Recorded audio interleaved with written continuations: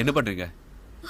Sorry sir, அன்னைக்கு உங்களை காய்கறி விற்கிறவன் தெரியாம கண்டக்டர்னு தப்பா நினைச்சிட்டேன். இன்னைக்கும் நீங்க தப்பா தான் நினைச்சிட்டு இருக்கீங்க. ஆ, நான் காய்கறி விற்கிறவன் இல்ல. நீங்க காய்கறி விற்கிறவர் இல்லையா? அப்படின்னா இப்போ கீரை கீரைன்னு கூவி கூவி வித்துட்டு இருந்தீங்களே? ஏங்க கீரை கீரைன்னு கூப்பிட்டுக்கிட்டு இருந்தேங்க.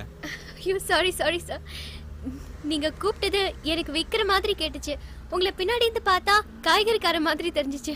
என்ன முன்னால பார்த்தா கண்டக்டர், பின்னால பார்த்தா காய்கறிக்காரனா? என்ன கிண்டல் பண்றீங்களா? சாரி சாரி, ஒரு பேச்சுக்கு சொன்னேன். சாரி. அதை போட்டு போங்க. ஐயோ சாரி.